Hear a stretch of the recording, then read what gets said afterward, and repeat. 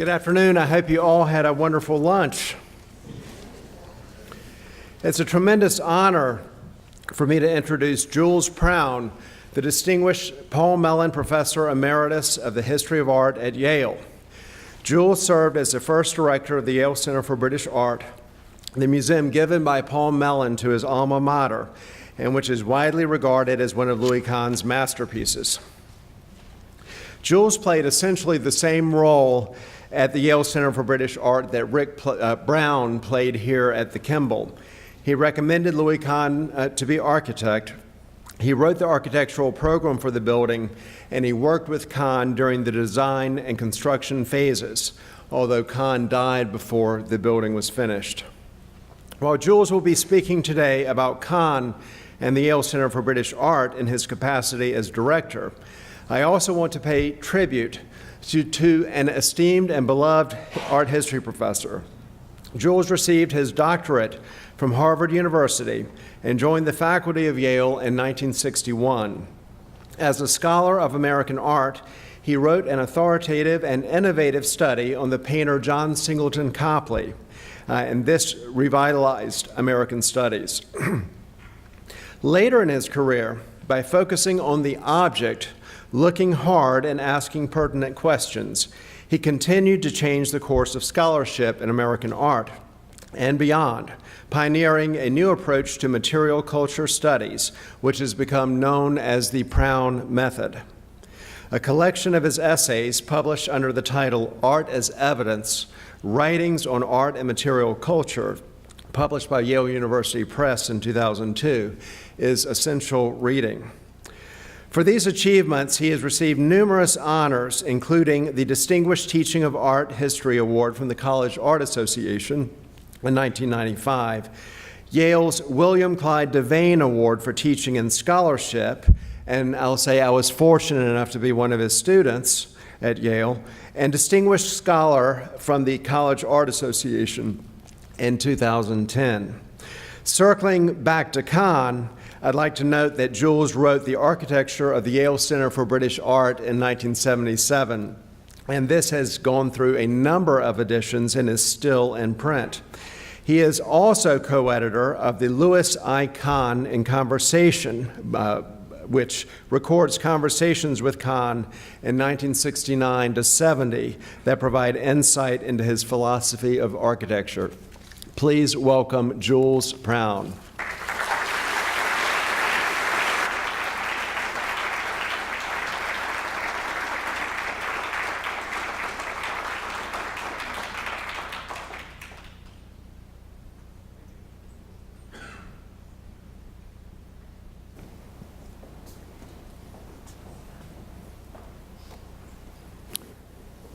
Thank you, Eric, for that generous introduction. I sound like an obituary, but it's all right. It's just sort of, I'll take it. Thank you. My charge today is to speak about the Yale Center for British Art. Whoop, I pushed the wrong one up here. Could you use the microphone, please? Pardon? Could you please use the microphone for the people in the back, especially? If the microphone is on, they just turned up the volume a little bit, so it should be all right. Is that all right now? Yes. Yeah, should be. But the pointer's not working. There's another one here, but I can't. Can I see it? Yeah. Okay, it's that top button right there, the red one. Gotcha.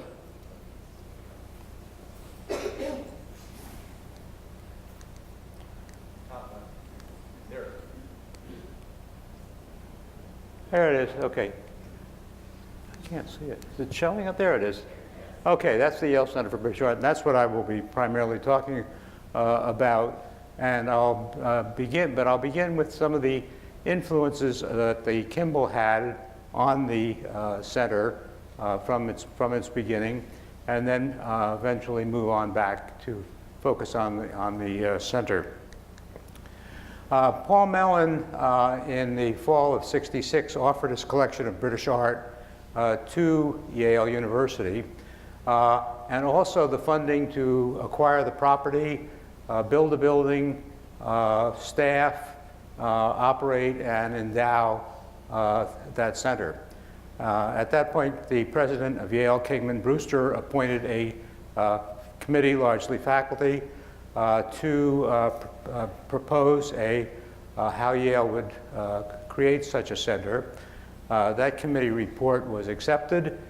Kingman asked me to become the director, and after he did that, I asked him, well, as director of the Yale Center for British Art, what is my role specifically in terms of a building? And he said, well, you are the client, Yale is the owner, and you should propose an architect for the center to him and to the Yale Corporation. So I set about preparing a program of what such a center should be.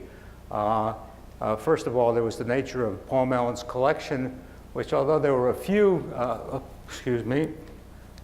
full-length portraits, it was mostly a collection of smaller works, people and places, often domestic in setting.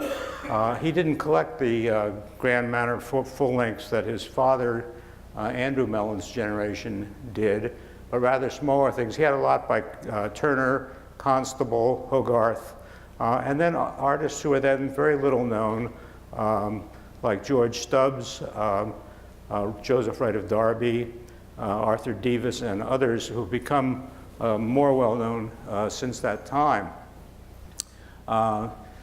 So that I then began to think about the site where the center would be located. It was in the arts area of Yale, where art history, art gallery, architecture, art, School of Art, all of them were concentrated. So it should be a rather humanistic site for such a collection. I then began to think about an appropriate architect. I asked, being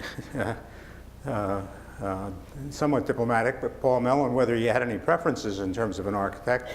He said the architect he knew best was I.M. Pei, who had built the Paul Mellon Art Center at Choate School and was currently building the East Building of the National Gallery, which Paul Mellon was funding personally and through his foundations. Paul said, he knew Pei best, but he wasn't going to have to live in the building. Yale would, and Yale should recommend the architect and just keep him informed along the way.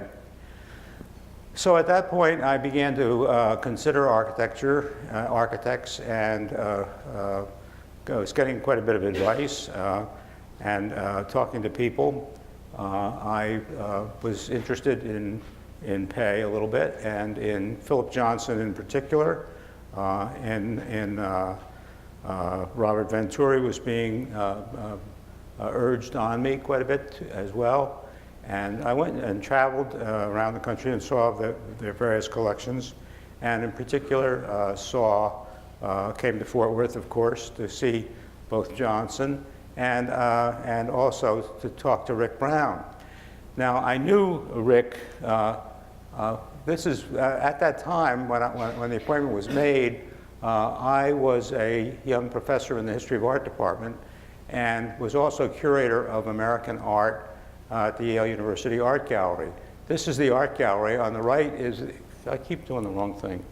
On the right is the old art gallery by Egerton Swarthout of 1927, and on the left is the Louis Kahn 1953 edition. And the site for the Yale Center is directly across the street from the Yale Art Gallery. So I was mostly familiar of all of those architects with Kahn. Thinking in terms of what kind of a building I wanted, the prevailing sense of what modern architecture would be at that time was that it would be like MoMA. It would be like James Johnson Sweeney did in Houston and several other modern museums, open loft-like spaces that whoever was installing a collection could install in whatever way they wanted. Contrarily, largely because of my training at Harvard, I was interested in rooms and the discipline that comes from installing collections within the discipline of a well-designed space. Also, thinking in terms of where I personally had most enjoyed looking at works of art, I thought of the Gardner, the Frick, and in particular the Phillips Gallery in Washington. These were domestic spaces, spaces that have been where the pictures of Paul's type normally hung, and of course many of them were still hanging at his place in Virginia. So I was inclined toward that. Also, the prevailing architecture in terms of lighting was for artificial lighting, usually fluorescent lighting that could be completely controlled, and that, again, the installer could do whatever they wanted. And I wanted daylight. This is the site that the center was going to go on. It was an urban site directly across from the art gallery, and that was all to be cleared. At the time, in thinking about choosing an architect, the center was going to be a research center, and a scholarly center, but with a large collection of art, and so it would be a museum, and also there were several libraries. And Kahn had just built the Exeter Library, so he had experience with that, and of course the Kimball. I came down and talked to Rick. Rick was was in the middle of planning the Kimball just at the time that Mellon had made his gift, and all of this was going on in New Haven. So the Kimball was about 2 or 3 years ahead of us in terms of where it stood. Rick was, of course, particularly interested in lighting and in the vision of light, and it was one of the things that we had in common, I think, because both of us had studied at Harvard, both of us had taken the museum training course and been influenced by the same people, and I was intrigued by his sense of daylight. I had met Rick earlier when he was director of the Los Angeles County Museum. We had talked, and of course when I was thinking about Kahn, came here and talked with him even more, but particularly this issue of light was paramount. What Rick's breakthrough thinking at that time was that he wanted to admit natural light, daylight, into the gallery in order that a visitor would have a sense of what's going on in the outside world and be aware of the outside world while looking at works of art in the interior. I wanted to go a little bit further, and I'll talk about that in a minute. But the thing that really led me to Kahn was, A, I was familiar with him because of having worked in the Yale Art Gallery. B, the fact that the buildings that he had just built, both a library and an art gallery that he was working on, and the fact that he was interested in rooms and a complete master of light in the buildings that he had already built. So I was inclined toward Kahn. I went down to Philadelphia to talk to him in his office, and we had a good visit. We hit it off quite well. It was rather interesting that in the course of the day, as it went on in the afternoon, the room kept getting darker and darker, and I kept waiting for him to get up from his desk and flip on the light switch, and he never did. And he really was just enjoying that change of daylight and its effect in the interior of the gallery, so that was very good. So so we talked about it, and he said, well, if he was going to get the commission, he really wanted to talk to, or I said I wanted him to talk with Mellon, and Kahn said, well, he would like them to talk and present his material to Mellon at the Salk. So Mellon and I flew out to La Jolla and met Kahn and Jonas Salk there and spent a day looking at it, and that all went very, very nicely. So I proceeded to recommend Kahn to Yale. On that visit that we made here, the model had progressed to this state, and on my various, and I came down here several times to talk to Rick, and we talked a lot on the telephone. I would ask him, you know, should I hire Kahn? What's it like to work with Kahn? Are there any problems? How do you control costs? How do you keep him on schedule, and so on? And I came down and saw the model, saw the working drawings, saw a hole in the ground as things were progressing. And this is the model that I would have seen. I also brought Paul Mellon down here to see the same things and to talk to Rick. This is where you were at that time. As I say, Rick was particularly interested in this indirect kind of lighting that came in, and Kahn, working with Richard Kelly, had developed this system whereby the light was bounced off of these reflectors onto the cycloid vault and then down onto the pictures. It was indirect lighting for psychological effect. And then with these wonderful glass daylights in the shape of a cycloid at the ends of the vaults, and many of the things that I'm going to be mentioning as I go along here and at the center are things that you'll find that are in common in both buildings. And I'm not going to mention all of them because there are too many, but there are lots of small things that are very much the same. So I'm sort of focusing on differences here. The Yale Center, as I said, is going to be in this urban situation. We've heard a lot in terms of the exhibition about Kahn and landscapes, but this is cityscapes, and he hadn't done many things that were in urban settings, and those that had, as in Philadelphia, had not been built, not been adopted, with the exception of the Richards. So the question is how successful he would be at urban architecture. One of the things that I talked to Kahn about when I visited with him, was one of the early things, was how he felt about the idea of having commercial shops on the first floor of the gallery. And he was very enthusiastic about that idea. It was current in New Haven because this was a time in 69, 70, if you remember, there was a considerable amount of social unrest, and particularly in New Haven, you may have heard about May Day and the Black Panther trials and all that stuff going on. So there was considerable social unrest in New Haven.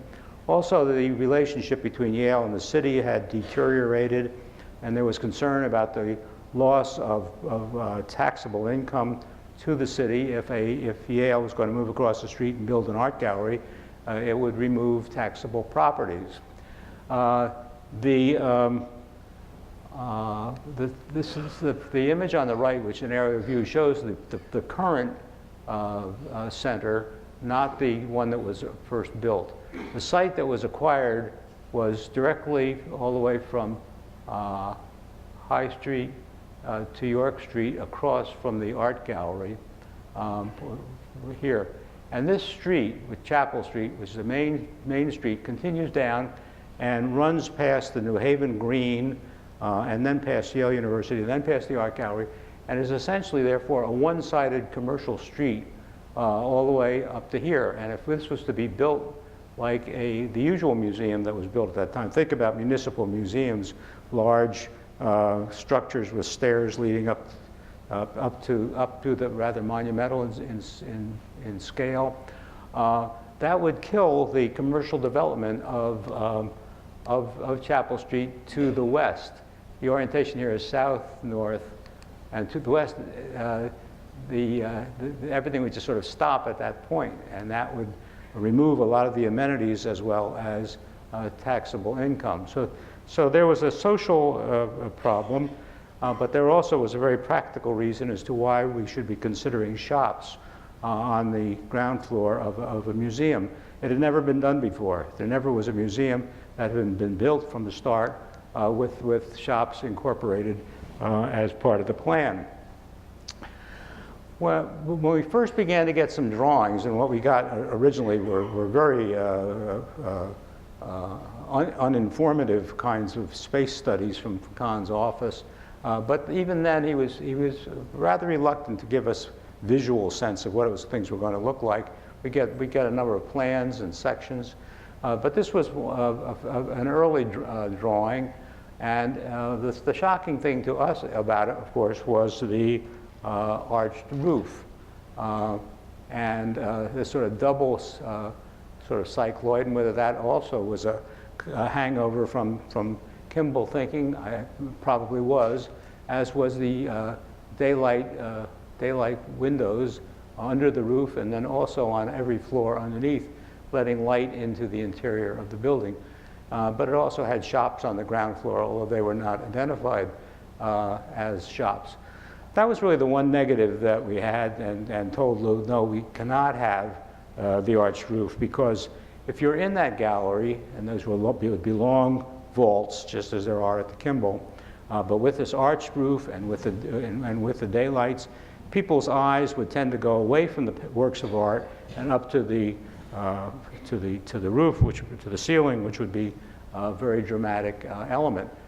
So he bought it finally, and we went back to flat roofs, and the original site went all the way to the church, as I said. So the building, when it was first being planned, was 150,000 square feet. The entrance was on Chapel Street in the center of the building, and one entered through stairs that were in the center of the building, and the sidewalk, in a sense, continued on. There were shops on the ground floor. You entered into a large courtyard that was open to the roof, but there was a garden on top, but there was skylights in it. And there were shops on both sides of the courtyard going out onto High Street. The building was built around two courtyards, that one, and a second courtyard over here, which sat on top of an auditorium, which was below grade. And in the center was the circulation, the elevators and staircase. Here's a model of the building as it was in a fairly early stage. And you can see that it was built with the structure going all the way to the church. I should say that originally the church was intended to be knocked down. That was part of the site that was acquired. And we found that even with the need for 150,000 square feet, the building would only need to be 3 stories high, which would be too low in relationship to the buildings across the street, and would also require a great deal of horizontal movement by visitors, and it was fatiguing and easier to be able to move vertically up to 4 stories. So it was raised up to 4 stories. It had these long vaults, as you have them here. It had vaults over the center with daylight coming down into the courtyard, which I say had shops on either side, shops along the front. There were big mechanical towers at either end, and they were metal. We didn't know what the other material was going to be, but these were definitely going to be metallic towers, and a very dramatic element, these sort of air shafts in the corners. And then there would be shops and kiosks selling various things on the ground level. There also was a bridge that went across Chapel Street, and of course this was very much of a signal to the city that Yale was moving across the street. Chapel Street had always been a boundary, sort of holding Yale back. And now Yale was moving over in the direction of the medical school and expanding. And again, there was concern about the loss of taxable properties. When the building went out for bid in 1971, the cost had escalated from $10 million to $17 million. Now that may not sound like a lot of money today, but you remember that the Kimball was budgeted and built at $6.5 million. So that was about 100,000 square feet or a little less. So the Kimball had to cut back, but the Kimball achieved that simply by reducing the number of vaults. We had to cut back. Well, first we went to Paul Mellon, who said, "Do you want to go to 17 million?" And he said, "Well, could you build a satisfactory building for the money that I've given you?" And we went back to consider that and concluded that we could, and cut it back to 100,000 square feet. We moved parking from underneath the building to a parking lot behind it. The bridge was removed. The auditorium was reduced in half, but everything was reduced: the galleries, the offices, the auditorium, everything was made smaller. And so we went back to Lou for redesign.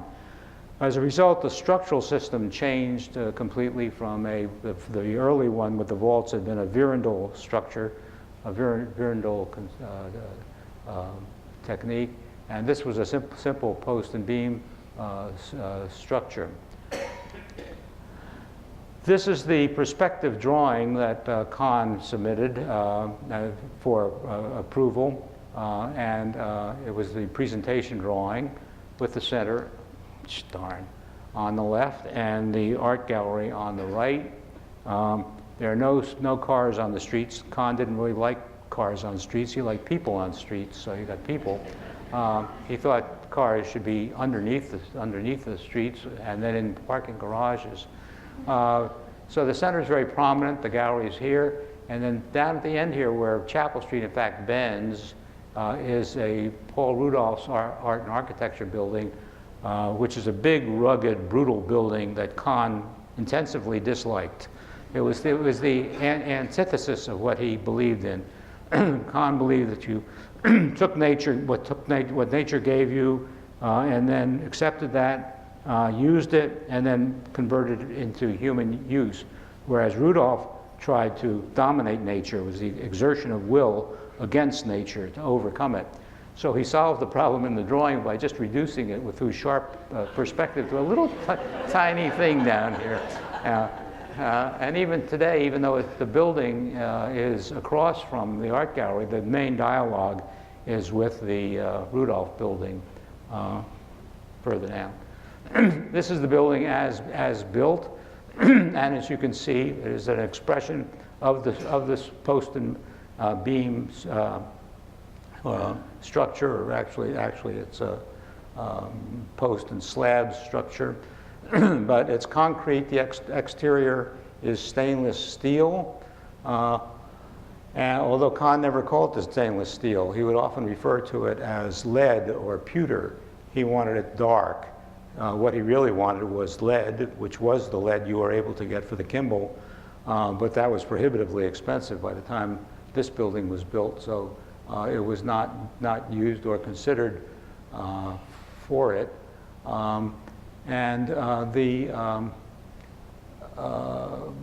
The building is, as you know, Kahn died while the building was being built. It had gotten up to the second floor level when he died, and yet the plans were all complete, and it was everything was well underway.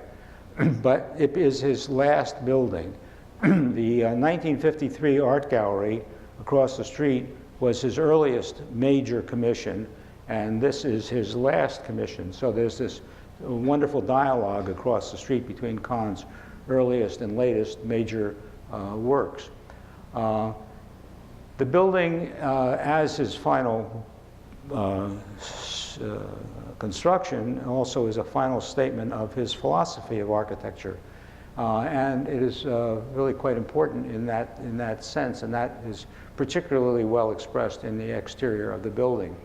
The facade really embodies some of his most important thoughts that have to do with, as you know, Kahn expressed himself very elliptically, silence and light. He believed that metal or any matter, any material thing, was simply a condensation of light, that everything came out of light, that this was simply light slowed down and then becomes solid. I won't go into the philosophical aspects, but really his philosophy is very subtly expressed in the exterior of the building. Some of the things that are more readily apparent are other things that he felt were important. One is honesty, truth. For example, the columns, as they go up, they become narrower and narrower and narrower because they're doing less work, they're carrying less weight.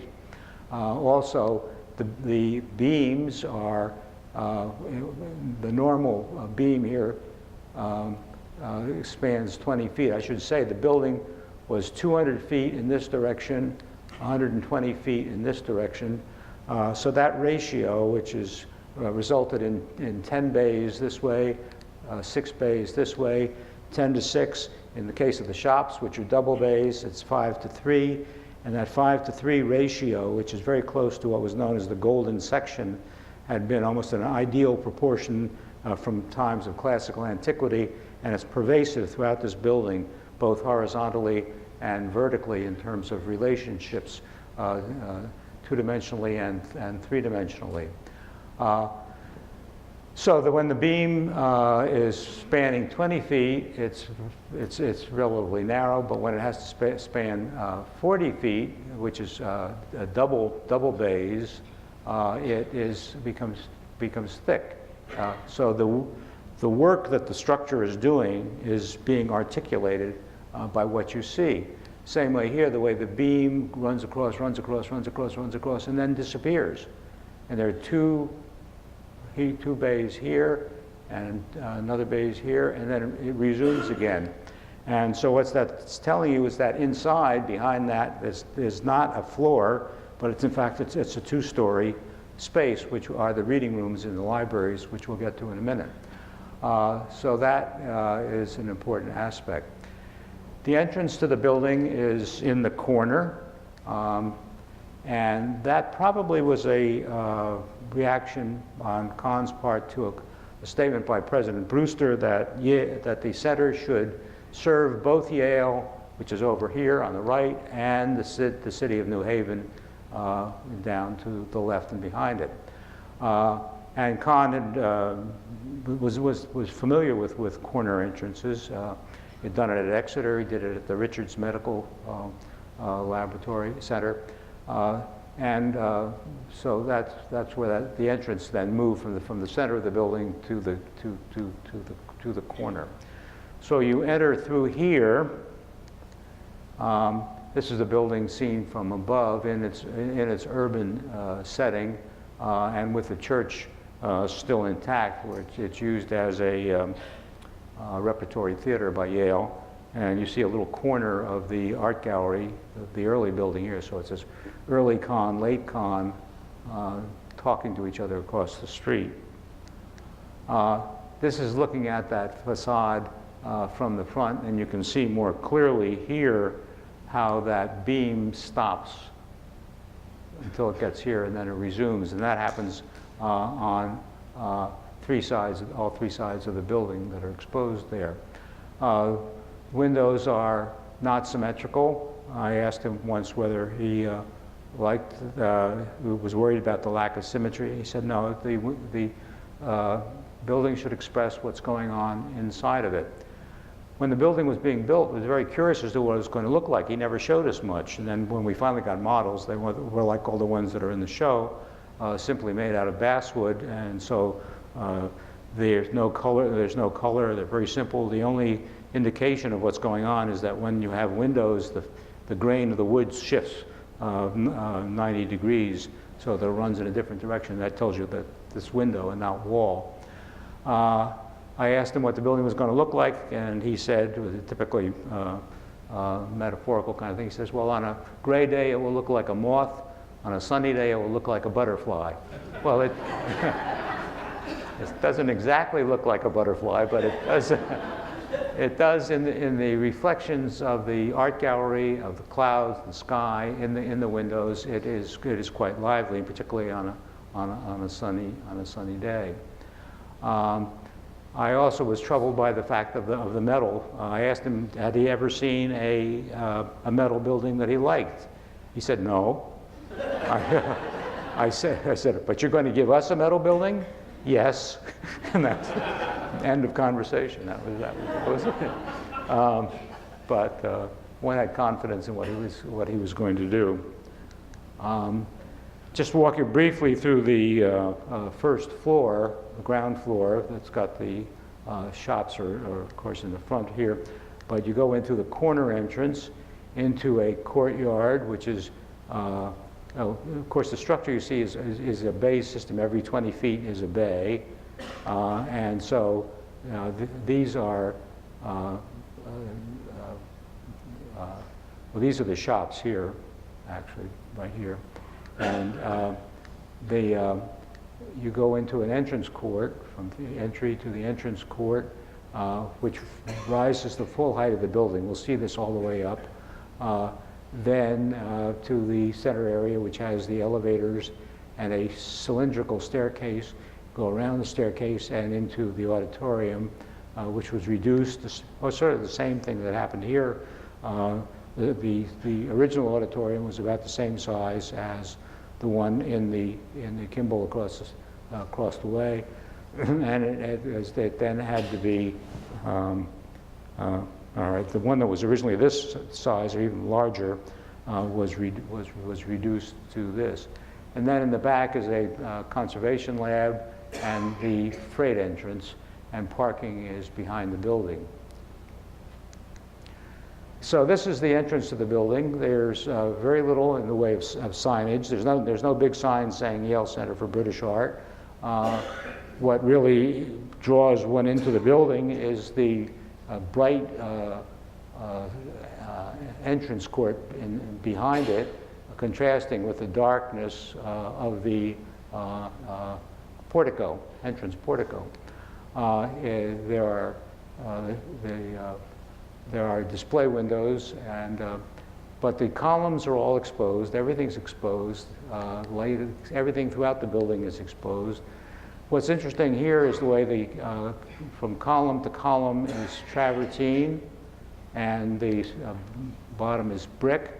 And this echoes what goes on in the interior, except in the interior, instead of bluestone, you have travertine, and instead of brick, you have carpeting. So you go from this compression of the entrance portico into the entry court. These are two views of the entry court. One, what you see when you go in, and rising 4 stories up to skylights.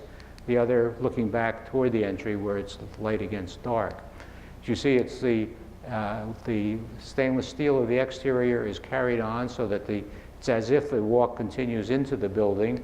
But above that, it's all oak paneling all the way to the top. The columns, just as on the exterior, get narrower as they go up and they do less work. And they also recede from the beams. The beams are narrow, except here, which is the entrance to the building where you go to the elevators. The question of whether this entrance court was going to be open to the sky or have skylights was really not resolved until very late in the game. And Kahn made drawings of it both ways until finally the decision was made to put in skylights. But the skylights are clear glass, plexiglass bubbles, and it has, because it doesn't have the kind of light fixtures that we'll see when we get into the galleries, it is not suitable for the display of anything except sculpture. You can't really put in anything that works on paper or even oil paintings. The second and fourth floors of the gallery, this courtyard is completely surrounded by exhibition space on all sides. On the second and fourth floor, there are openings. The fire marshal, when the building was being built, said, "No, you can't have that, and I want to have them glazed with chicken wire mesh in there, so keep it preventing it from being a fire hazard." Kahn, of course, didn't like that, but he was very charming. He had a talk with the fire marshal, and they decided on a compromise, which was fire shutters. In the case of fire, or fire alarm, smoke alarm, metallic shutters come down and close off these openings. So the second and fourth floor can have works only if you pull down, if daylight comes in, only if you pull down the shutters. The third floor was intended originally only for works on paper, rare books, watercolors, prints, drawings, and so on. And therefore, light was excluded.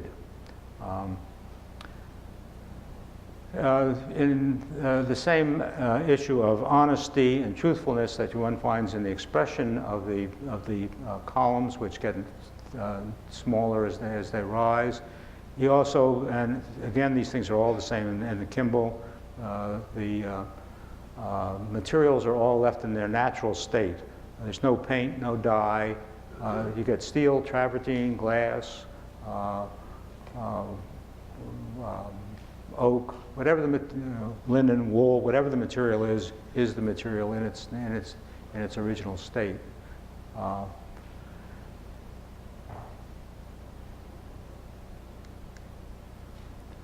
Looking as you go up to the second floor, the entry court in the center, as I say, rises the full height of the building with exhibition space all around it.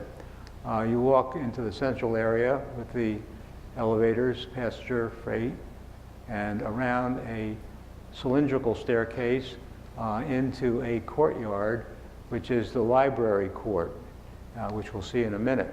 The library court is surrounded by 3 libraries: the reference library, rare book library, Department of Prints and Drawings, and they're all somewhat similar in nature. And we'll look at one of them in a minute as well. This is the library court with the cylindrical staircase, which is very dramatic space in the building. Let me just go back to one more thing here.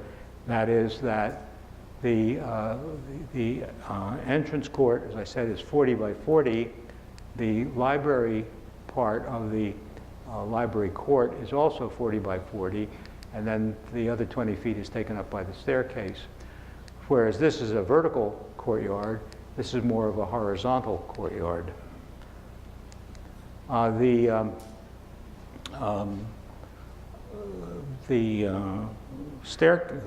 cylindrical staircase is probably the most dramatic element in the building. And as you see, it rises all the way almost to the top of the building, but it does not engage. These are the V-beams that hold the roof, and they go across this way and that way.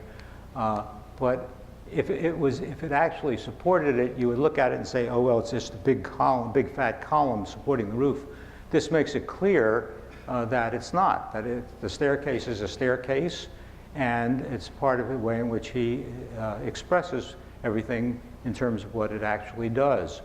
The same way, the lines that are here, there is a thick line here, a thick line here. These incisions demarcate second floor, third floor, fourth floor as you're going up.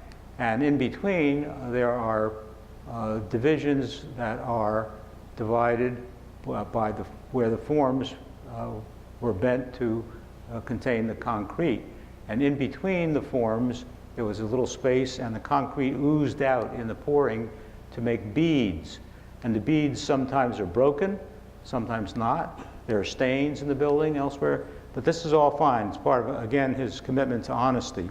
Whatever is in the history of the building, whether it's some things that are broken, stained, damaged, whatever is something that happened, it happened. It's part of history. It's truth. You don't disguise it. You don't camouflage it. And there's no cosmetics. Everything is what it's supposed to be. These lines of the here and here are what he thought constituted what he called the ornament of the building, what otherwise might be called decoration. The same way with where columns meet beams, where in classical antiquity you might get Ionic, Corinthian, Doric, whatever. Here, nothing, just the join, but there's always a separation. Things never, in Kahn's work, come quite together. Everything has its own identity, it's its own self. And it's these lines, these separations, that he believed were the ornament of the building. He didn't like the word decoration or decorative. So they become a very important part of the aesthetic of the building. This is a great space. I walk by it every day because my office is around here, and it gets better and better all the time. And there is a kind of almost theological aspect to the building when you're in it. It's not a church, but there is that religious aspect to the building, and you feel it when you're in it. And it's a building that one responds to very positively, and it's like the Kimball in the sense that people like to be in it, and people love to work in it. They love to work together. They work well together in it, and objects look well in it, so that's all good. This is one of the libraries. This is the reference library. This is the two-story reading room here that we're in here. Then the stacks, book stacks are over here. That's only one story. And then up above that, there's a mezzanine where for students. On the other levels, it's used for offices or study areas, carrels, and later we'll see for storage. The daylight comes in on the left from the south. As it is throughout the entire building, all mechanical elements are metal. The ductwork, the lighting, whereas elsewhere there's heavy reliance on wood, and as I say, we'll see in a minute, the columns connected by travertine bands. Out in the galleries, still on the second floor, you can see more clearly how the columns are exposed and connected that run, the travertine runs column to column, and that defines the 20 by 20 foot bay. There also are these dividers, which we call pogo panels. They are movable, they are removable. So you can create rooms that are 20 by 20, 20 by 40, 20 by 60, 40 by 60, 20 by 80, whatever within that limitation.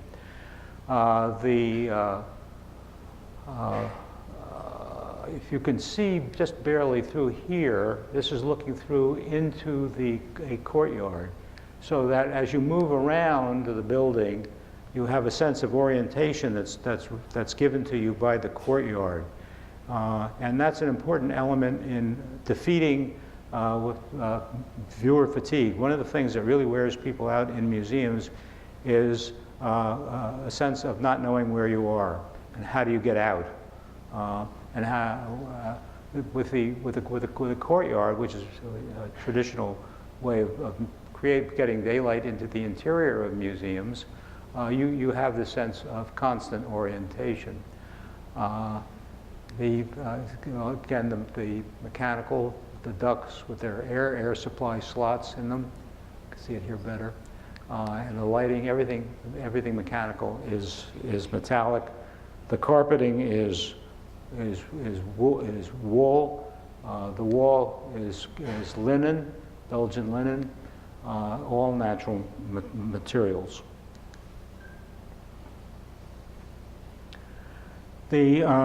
Moving up to the third floor, again, the galleries surround the entrance court.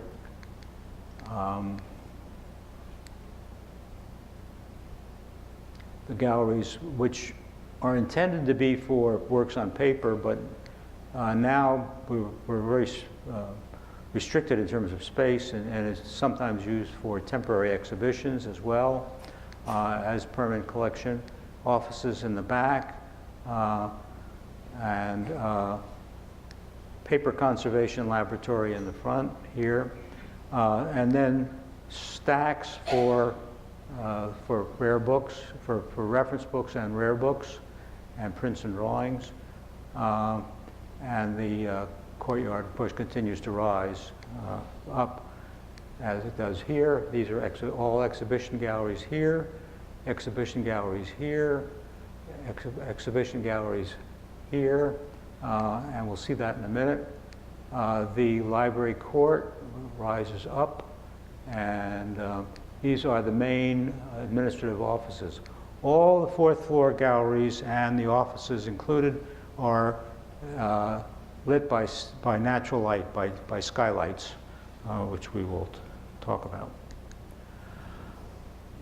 The problem of lighting, which we talked about at the beginning in terms of the Kimball and Rick's ideas about light, lighting was a persistent problem of the building from beginning to the time it was completed. There still had been no resolution of what kind of light there should be, no complete resolution. So from the very beginning, when we were beginning to build the building, we also constructed a mock-up bay on top of one of the physical plant buildings here with daylight, with filters here. Con is working with Richard Kelly on a lighting system which had, the early parts of it were fairly simply resolved of louvers that we'll look at in a minute above plexiglass bubbles. But the question was, what came underneath that? How did you divide that light? How did you break it? How did you get it to go on the walls, to go on the pictures? Here are Paul Mellon and Lou Kahn inside of the mock-up, looking up at one of the early experimental ways of dividing the space. The original way of dividing it was with just sort of canvas, 4 canvas shades that hung down that would divide the light. And in the earliest drawings that we get, here's the one of some galleries on the 4th floor. We saw very few drawings like this, but we saw some. But you can see that the light coming into each bay is divided by these flaps, sort of canvas, as one way of resolving it. And same thing in the exhibition court. There were these flaps inside of the bays that would divide up the light. And Lou would sketch in some pictures. Some of you probably know that one of the most famous pictures at Yale is the George Stubbs of a lion leaping on the back of a horse, a great big picture. And when Lou would make his sketches, very often at the end of any vista, there would be a lion jumping on the back of a horse. This is the roof, seen the actual roof on the right, and you can see the details of these louvers are very carefully conceived by Richard Kelly for Yale's position or New Haven's position on the face of the globe, so that the light comes in from above during when the sun is high in the sky. The louvers pick off much of the light. So during the summer or middle of the day, the light is being picked off. But when in wintertime or early in the morning or later in the day, more light is admitted. So it keeps the amount of light coming in fairly even throughout the day and throughout the year. Then there are these plexiglass bubbles that have UV filtering built into them. So the UV, 98, 99% of it is taken out from the daylight, from the skylights, and from windows throughout the building. But as you can see clearly here how that is structured with the bubbles and with the louvers. Kelly had a theory that the most dangerous light from the sky was north light. That was a theory that was debated at the time. There was bitter disagreement about it. I was never convinced about it. Still questionable. But Kahn went along with Kelly on the roof and on the skylights. He didn't like the skylights. He called them angry crabs, reaching up, grabbing from the sky what they wanted. He didn't like them, but he had faith in Kelly and went with it. So here you have the skylights as they are, and clear over the entrance court, but otherwise they have the louvers over them, like that. This is the 4th floor, so these are the V-beams with the air supply ducts that rest within the beams. There's one Kahn's theory about mechanical elements, and this will come back in a minute, is that you put your mechanical elements in whatever the building gives you. And in this case, the V-beams gave him a place to put in the air supply ducts. So they, on the 4th floor, they don't have to be open as they are in the 2nd, 3rd floor galleries. So the 4th floor galleries are taller than the other galleries. The other galleries are 12 feet high and 20 by 20, so it's that 5:3 ratio.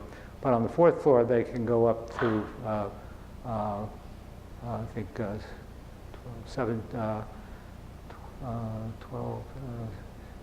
17 feet they go up in the center, in the bays. So by the time the building was completed as a structure, but before anything was put in it, before there was even carpeting on the floor or linen on the walls, but the structure was complete, we took 2 bays and used them for experimental to deal with what was the critical problem, which was the ley light, the bottom layer, the layer that would break up the light that came into a gallery and distribute it around the room. What you wanted in a normal, old-fashioned skylight gallery, since in our hemisphere the sun is in the southern, the sun comes in at an angle from the south, so the southern side provides the light, and therefore you get bright north walls, dark south walls, and you want to break that up. You want to get it to go on all 4 walls evenly. You don't want it to be so bright that your eyes are pulled up. You don't want it to come down in the center of the room so that your eyes go to the middle of the room. You want it to go around the walls where the pictures are. So we took the unfinished building and took 2 bays and created them as skylights, as mock-ups really for skylights. In one of them, we put the design as it stood at the time when Kahn died, and we call it this sort of the Kahn-Kelly skylight here. I sort of describe them as plastic or plexiglass dentals hanging down. And here we are looking at it, trying to make a decision between that and an alternative that I'll talk about in a minute. Here's Paul Mellon, me, Marshall Myers. Marshall played a critical role in the completion of our building after Lou's death. Actually, we were having problems, and I think as the Kimball did, with the fact that Kahn was becoming famous by, say, 1970. And increasingly after that, he was out traveling. You'd want him, he'd be in Bangladesh, or he would be in or Pakistan, or India, or Iran, or Baltimore, or some other place. And you need a decision made because the working drawings were not telling the contractor specifics about where a wiring should go or what an outlet should be. And we needed somebody with the authority to make field decisions, because otherwise it was being very expensive in terms of wasting the contractor's time, and we were operating on a negotiated budget. Marshall was fierce in protecting Kahn's ideas, his values, fending off all the people who were coming and saying, oh, we can do it cheaper, we can do it faster. Kahn was steadfast. Right after Lou died, different firms wanted to come in, but we wanted Marshall. We hired Marshall beforehand to come in several days a week. Lou had suggested that we do it, and because we said we needed somebody, and the people that were in his office were not giving us reliable information. When Lou died, we wanted Marshall to continue as the architect. Having been sort of in charge of the Kimball, he knew what Lou would want for things, and so He did a terrific job for us and was crucially important for the successful completion of the building. In the background, this man is Ken Froberg. He was the head of the contractor, Maycumber Company. And this is the Charlie Taylor, who was the provost there at the time. Froberg had come up with another skylight solution, which was very simple, and it was sort of like the diffusers that are under regular fluorescent lights, which just break up the fluorescent light to throw it around. And so that was installed in an adjoining bay. So we had the two of them side by side to compare, the Kahn-Kelly design and the Froberg design. And this was $100 million cheaper. Not 100 million, 10 million. No, 1 million.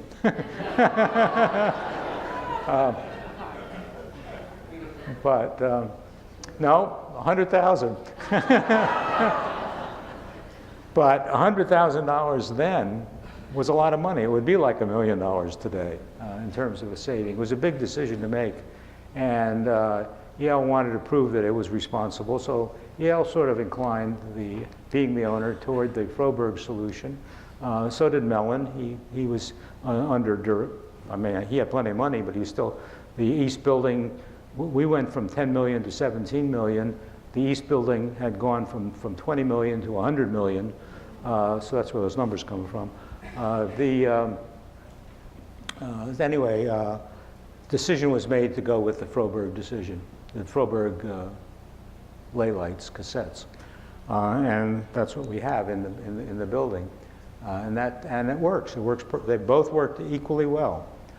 So as you can see in this shot of a fourth floor gallery, the light is, daylight is evenly distributed around the walls. The initial program called for reliance on natural light on not only bright days, sunny days, but on bright overcast days, and only use the incandescent light when it got really dark. The lighting throughout the building is incandescent, as it is at the Kimball, no fluorescent lights at all. Lighting is a continuing matter of concern to us because the technology keeps changing. As you can see, it's like the Kimball. It provides a neutral setting in the wall, in the floor.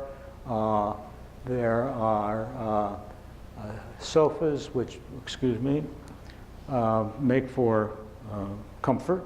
Again, a rested visitor is one who's not fatigued. It's a way to combat fatigue in the same way that looking out across courtyards and being able to see the pictures that are across the way enable the focal length of your eyes to keep changing, and that is a kind of metabolic activity which keeps the body alive. It's very, very, very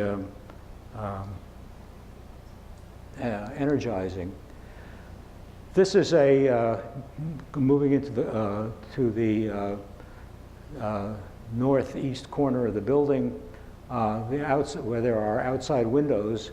Across the way would be openings that look into courtyards. Here, there's ones that look out to the street, to the city, to the university. And again, it's that motion of your eye that is enlivening and fighting viewer fatigue, as do the sofas. There are also wooden shutters that can be pulled across with adjustable louvers to control the light that's coming in. These are this is a space that's now 20 by 40, and it's all works by JMW Turner. Moving up to the fourth floor, there was this question of the return air as to how do you get the air back. We saw that the air was being supplied through the V-beams, but how do you get it back into the mechanical towers, which we saw on the lower ground were large diamond-shaped mechanicals Here they get smaller, like the columns, as they do less work, they get smaller, and they're square. And the air needs to get back there so that it can be returned to the mechanical rooms, and then have fresh air added and being controlled for humidity, for temperature, all of these things which are kept constant in the building. And as was mentioned earlier, Kahn thought of a building as a living thing, so that the bones of the building were the columns and beams. The wiring was nerves. Water supply was like blood, and the air supply was breathing and going back to the mechanical room, which was the lungs through which it breathed. So how do you return it? And here, the solution was an air floor. The floor that you stand on in the building is like a honeycomb. It's hollow. The air, there are slots there's no image of it here, but in the side walls, there are slots in the wall panels at the bottom through which the air flows and then goes into the floor, pulled back into the mechanical tower, then brought back to the mechanical room, and then recirculated through the supply. So the building is both is innovative in that regard. The center just recently went through a major renovation. And one of the big changes in that renovation was on the fourth floor gallery along the whole south side, the original planning for the building called for a long gallery in which paintings would be, hung floor to ceiling, and as they were, sort of as they were in the 18th century and into the 19th century. And that had been given up late in the 19th and into the 20th century, where pictures were just installed one by one by one, as they are in most galleries. But I wanted a gallery where we could have study storage. Study storage was just beginning to be experimented with then. The National Gallery in London had it in the basement. The Brooklyn Museum had it in their basement. And I wanted it in a gallery, in a skylit gallery. I decided after being the director while the building was being built, that actually I missed being a professor and teaching. And although I continued to teach one course a year, I wanted to go back to full-time teaching. So I gave notice that I was going to retire when the building was completed. And a search went on for a successor. And I did go back to full-time teaching after 7 years and taught for another 25 years. My successor was Ted Pillsbury. And Ted decided that he really did not like the idea of the long gallery. He wanted to get more pictures out even than that provided. So the long gallery was divided into bays so that more pictures could get on display. So there never was a long gallery until now with the renovation. By agreement with the curators and the architectural advisors we have now, everybody came together with the idea, yeah, that would be a nice thing to do, a good thing to do. And it's been a tremendous success, the long gallery, very popular. People love it. And then also we had an opportunity to convert an office at one end there to a study gallery. So this is a gallery to which pictures can be brought, drawings can be brought. There are flaps that come down where one can rest drawings. Pictures can be brought in, taken out. There's a TV in there now for video. It's a very versatile study room that is extensively used. So that whole part of it is new and works out well. So this is the center as it now exists. It's a building that is conservative in many ways. It has courtyards, which are traditional, and daylight coming into the building, which had been historically traditional. But it's also innovative in having commercial shops on the ground floor, the first time that had ever been done in a building, a museum from the onset, in the air floor, in the louver system and skylight system that was developed for it, although newer ones have come along, and you have them here in this building. But it was both. But the whole building exudes a kind of calm classicism, which is very pleasing. So come see it. Thank you.